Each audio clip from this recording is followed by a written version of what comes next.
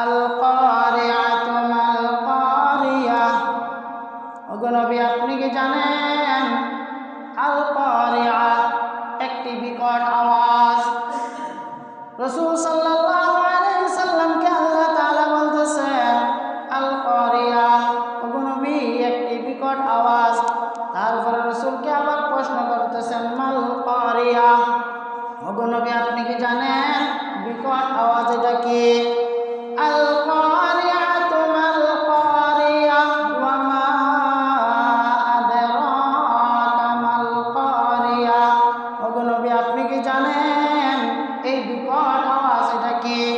রাসূল সাল্লাল্লাহু আলাইহি ওয়াসাল্লামকে আল্লাহ তাআলা বলতেছেন ইয়াউমা ইয়াকুনুন নাসু কাল ফারাশিল মাবসুস,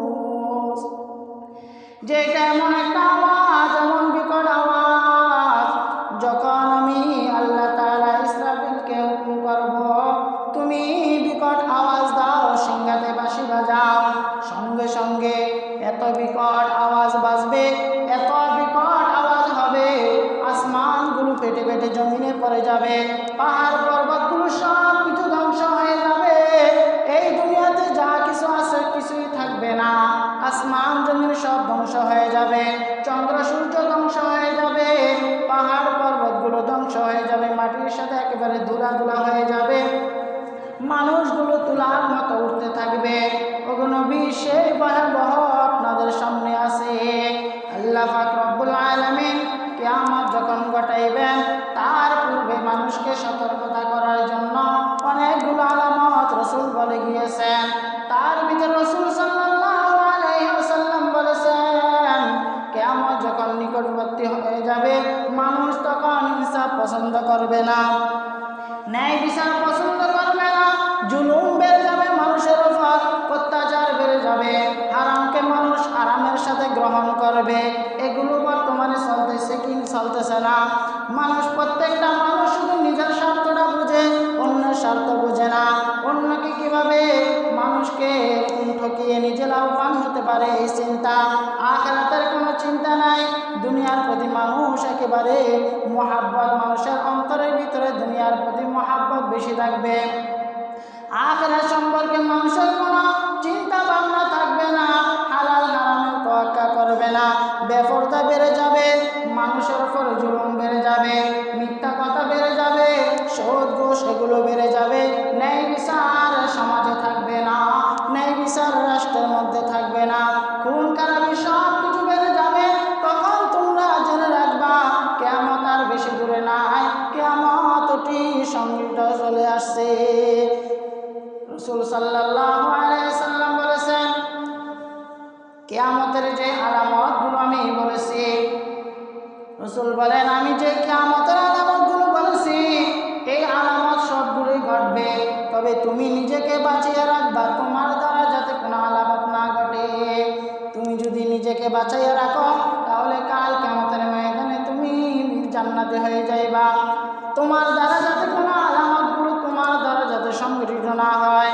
কিয়ামতের বড় বড় আলামতের ভিতরে ইমাম মাহদী আলাইহিস সালাম দুনিয়াতে আসবে, আসার পর মানুষকে দাজ্জাল সম্পর্কে ধারণা দিবে।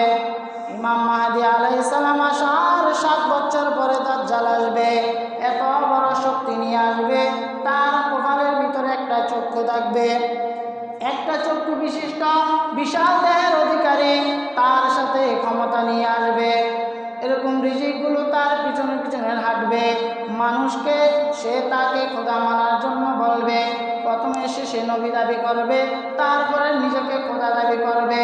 রাসূল সাল্লাল্লাহু আলাইহি ওয়াসাল্লাম বলেন দাজ্জালের ফিতনা এত বড় ফিতনা, ওই সময় মানুষ ঈমানকে টিকিয়ে রাখা বড় কঠিন হয়ে যাবে।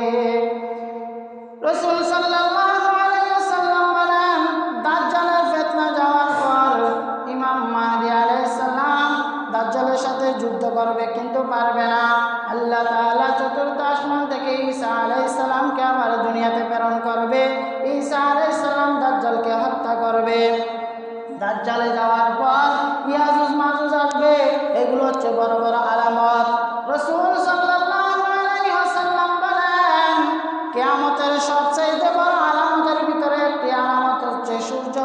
আকাশে উঠবে। এখন সূর্য পূর্ব আকাশে ওঠে, কিন্তু কিয়ামতের পূর্বলক্ষে রাসূল সাল্লাল্লাহু আলাইহি ওয়াসাল্লাম বলেন সূর্য পশ্চিম আকাশে উঠবে।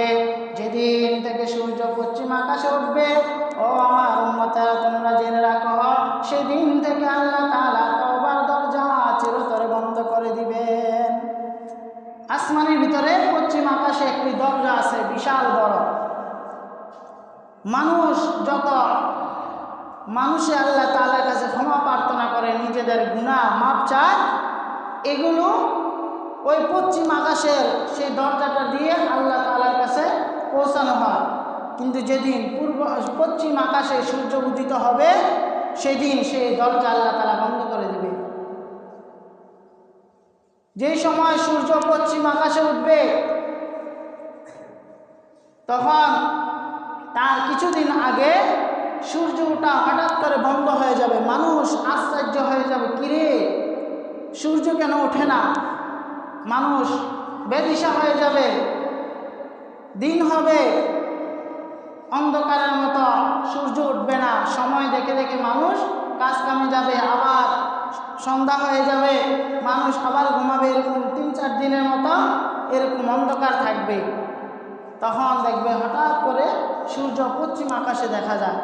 তখন কিছু সংখ্যক ওই সময় ইমানদার কিছু থাকবে, তারা বলবে, হায় রে, হাদিসের ভিতরে যে ছিল, রাসূল তো বলছিলেন যে কিয়ামতের পূর্বে সূর্য পশ্চিম আকাশে উঠবে, আর আজকে তওবার দরজা বন্ধ হয়ে যাবে। চলো সকলে মিলে আল্লাহ তাআলার কাছে শেষবারের মতো তওবা করে নিই। সকলে মসজিদে দৌড়ে আসবে তওবা করার জন্য, কিন্তু সেই দিনে তওবা আল্লাহ তাআলা গ্রহণ করবে না। ওই সূর্য পশ্চিম আকাশে ওঠার তার আগের দিনও যদি মানুষ আল্লাহ তাআলার কাছে তওবা চাইতো, আল্লাহ তাআলা সবাইকে মাফ করে দিতেন। কিন্তু যখন সূর্য পশ্চিম আকাশে উঠে গেছে, এখন তার তওবার সময় নাই। রাসূল সাল্লাল্লাহু আলাইহি সাল্লাম বলেন যে মসজিদের ভিতরে আসবে তারা, কোরআন শরীফ হাতে নিয়ে কোরআন শরীফ খুলে দেখবে যে কোরআন শরীফের পৃষ্ঠায় কোনো লেখা নাই। আল্লাহ তাআলা সব উঠিয়ে নিয়ে যাবে। কেন? ওই সময় মানুষ কোরআনকে কদর করবে না। কোরআনকে মানুষ কদর করবে না। গান বাজনা বাদ্যযন্ত্রে মানুষ বেশি আসক্ত হয়ে যাবে। বলে যে যখন কোরআন শরীফের হেফাজত করবে না, কোরআন শরীফকে সম্মান করবে না, ওই সময় আল্লাহ তাআলা কোরআনকে তুলে নিয়ে যাবে। পৃষ্ঠা জাগাত পৃষ্ঠা পড়ে থাকবে, সাদা পৃষ্ঠা, কিন্তু কোনো লেখা নাই। এটা হচ্ছে কিয়ামতের আলামত।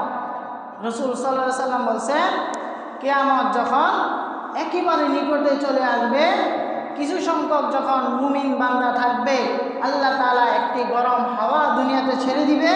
ওই গরম হাওয়াটা ইমানদারের বুকলের নিচে হাওয়াটা লাগবে। লাগার সঙ্গে সঙ্গে ইমানদার যারা থাকবে তারা কি সাথে সাথে মারা যাবে। কোনো ইমানদার দুনিয়াতে নাই। ওই সময় আল্লাহ তাআলা ইসরাফিলকে বলবে, ইসরাফিল, এই দুনিয়াকে আর রাখবো না, তুমি সিংহায় ফু দাও। তখন ইসরাফিল সিংহের ভিতরে ফু দিবে। রাসূল সাল্লাল্লাহু আলাইহি সাল্লাম বলছেন 6 মাস পর্যন্ত সিংহ বাঁচতে থাকবে। 6 মাস, 1 দিন 2 দিন নয়, 1 মাস 2 মাস নয়, লাগাতার 6 মাস। কিন্তু যখন সর্বপ্রথম সিংহ বাজাবে, ইসরাফিল আলাইহিস সালাম যখন সিংহ বাজাবে, এত মধুর সিংহের আওয়াজটা, এত সুন্দর লাগবে, মানুষ সবাই বেদিশা হয়ে যাবে। আরে ওই সময় বাদ্যযন্ত্র মিউজিক এত উন্নত হবে, বলে যে যত উন্নত হয়, ইসরাফিলের সিংহের আওয়াজ শোনার সঙ্গে সঙ্গে সবাই পাগল হয়ে যাবে যে এত সুন্দর করে কে বাঁশি বাজাইতেছে। খেতে খামারে যারা কাজ করবে তারা বাড়িতে আসবে, বাড়িতে যারা তারা মাঠে চলে যাবে যে কোথায় এই আওয়াজ বাজতেছে। এত মজা লাগবে, এত সুন্দর লাগবে, খুব আরামের সাথে মানুষ গ্রহণ করবে। যত দিন যাবে আওয়াজ ভলিউম বাড়তে থাকবে, বাড়তে বাড়তে রাসূল সাল্লাল্লাহু আলাইহি সাল্লাম বলছে এমন ধারা বাড়বে, তখন জমিনটা হঠাৎ করে কাঁপুনি শুরু হয়ে যাবে, জমিনগুলো ফেটে যাবে, পাহাড় পর্বতগুলো নিজেদের জায়গা ছেড়ে হাঁটা শুরু করবে, মানুষগুলো কানের পর্দা ফেটে ফেটে সাথে সাথে মারা যাবে। রাসূল সাল্লাল্লাহু আলাইহি সাল্লাম বলেন, আজরাইলকে হুকুম দিবে দুনিয়ার সব মানুষের জান কবজ করার জন্য, সকল প্রাণীদের জান কবজ করার জন্য, সকল জিনজাতিদের জান কবজ করার জন্য। দুনিয়াতে কোনো প্রাণী তখন থাকবে না। সিংহের আওয়াজ যখন আরো বাড়তে থাকবে, বাড়তে বাড়তে তখন দেখা যাবে আসমানের তারকাগুলো নড়তে শুরু করলো। কিছুদিন পরে এই তারকাগুলো জোরে জোরে পড়ে যাবে, সূর্য ধ্বংস হয়ে যাবে, আসমান ভেঙে জমিনে পড়ে যাবে, সব কিছু মরুভূমি হয়ে যাবে, কিছুই থাকবে না। 6 মাস সিংহা বাজানোর পর এমন অবস্থা হবে দুনিয়াতে শুধু মরুভূমি, আর কিছুই নাই। তখন আল্লাহ তাআলা আজরাইলকে বলবে, আজরাইল এখন কে কে জীবিত আছে? বলে যে আল্লাহ এখন শুধু ফেরেশতাকুল জীবিত আছে, আর কোনো প্রাণী নাই। তখন আল্লাহ তাআলা বলবেন যে যাও সমস্ত ফেরেশতাদের জান কবজ করে নিয়ে আসো, বড় বড় 4 জন ব্যতীত। তখন সকল ফেরেশতাদের জান কবজ করবে 4 জন ফেরেশতা ব্যতীত। তারপরে আল্লাহ পাক রব্বুল আলামিন বলবে যাও তুমি ব্যতীত বাকি 3 জনের জান কবজ করে নিয়ে আসো। তখন বাকি 3 জনের জান কবজ করে আসবে, এখন শুধু বাকি আছে আজরাইল। তখন জিজ্ঞাসা করবে আজরাইল এখন আর কে বাকি আছে? বলে যে আল্লাহ এখন আমি আছি আর মাত্র তুমি আছো, আর কোনো প্রাণী নাই। তখন আল্লাহ পাক রব্বুল আলামিন বলছেন যে মালাকুল মউত সকলের জন্য তুমি আজরাইল হয়েছিলা, তোমার জন্য কে আজরাইল হবে? তোমার জান তুমি নিজেই কবজ করো। রাসূল সাল্লাল্লাহু আলাইহি সাল্লাম বলছেন ওই সময় আজরাইল এমন জোরে একটা চিৎকার মারবে, বলে যে ওই সময় যদি দুনিয়াতে প্রাণী থাকতো সকল প্রাণী তার আওয়াজের চিৎকারে কানের পর্দা ফেটে হার্ট ফিল করে সঙ্গে সঙ্গে সব মারা যাইত, এত জোরে একটা চিৎকার দিবে। তখন সে বলবে যে হায় রে, জান কবজ করা বুঝি এত কঠিন, এটা যদি আমি আগে জানতাম আমি এই দায়িত্ব নিতাম না। আজরাইল তারও জান কবজ হয়ে যাবে। তখন সব কিছু ধ্বংস, কোনো কিছু নাই, একমাত্র কে আছেন? আল্লাহ তাআলা। তিনি আগেও ছিলেন, এখন আছে এবং পরবর্তীতে থাকবে, তার কোনো কি নাই, ধ্বংস নাই। ওই সময় আল্লাহ তাআলা ডাক দিয়ে বলবেন হে দুনিয়ার রাজা বাদশারা, ক্ষমতাধর যারা ছিলা, তোমরা তোমাদের ক্ষমতা দিয়ে আমি আল্লাহ তাআলার হুকুম অমান্য করেছিলা, রাষ্ট্র চালাইছো আমার হুকুমের বাহিরে, তোমরা দেশ চালাইছো আমার হুকুমের বাহিরে, মানুষের উপর জুলুম করছ, সেই ক্ষমতাধর বাদশাগুলো তোমরা কোথায়? আজকে দিনের বাদশাকে আল্লাহ তাআলা নিজেই বলবে আমি আজকে দিনের বাদশা। ওই সময় কতদিন যে এইভাবে থাকবে আল্লাহু আ'লাম, একমাত্র আল্লাহই ভালো জানে। তারপরে আল্লাহ পাক রব্বুল আলামিন যখন ওনার ইচ্ছা হবে সর্বপ্রথম ইসরাফিলকে আবার জীবিত করবে, জীবিত করার পরে আবার বলবে সিংহাতে ফু দেওয়ার জন্য। তারপরে আবার সিংহে ফু দিবে, অঝর দ্বারা বৃষ্টি হবে, জমিনটা উর্বর হয়ে যাবে। তারপরে আল্লাহ পাক রব্বুল আলামিন এই জমিন থেকে যে যেখানে কি করেছেন ইন্তেকাল করেছিল, যার কবর যেখানে হয়েছিল সেখান থেকে মানুষকে আবার পুনরায় জীবিত করবে। সে হাসরের মাঠ কায়েম হয়ে যাবে, হাসরের মাঠের দিকে সবাই দৌড়াতে থাকবে। এই যে কিয়ামত একদিন হয়ে যাবে, দুনিয়া ধ্বংস হয়ে যাবে। এই জন্য আসুন আল্লাহ তাআলার কাছে নিজেদের গুনাহ থেকে মাপ চাই, ক্ষমা চাই, আল্লাহ তাআলা যাতে আমাদেরকে মাফ করে দেয়। সকলে বলেন আমিন। এখন শাওয়াল মাস চলতেছে। রাসূল সাল্লাল্লাহু আলাইহি সাল্লাম বলেছেন যেই ব্যক্তি শাওয়াল মাসে 6টি রোজা রাখবে আল্লাহ পাক রব্বুল আলামিন তাকে সারা বছর নফল রোজা রাখার সওয়াব দান করবে। মাত্র 6 দিন 6টি রোজা রাখবেন, নফল রোজা, আল্লাহ তাআলা গোটা বছর রোজা রাখলে যে পরিমাণ সওয়াব, সেই পরিমাণ সওয়াব আল্লাহ তাআলা দিয়ে দিবে। তো আমরা সকলে চেষ্টা করব রাখার জন্য, যারা ইচ্ছুক তারা রাখবেন 6টি রোজা, যে কোনো দিন সিরিয়ালে রাখতে হবে কোনো কথা না।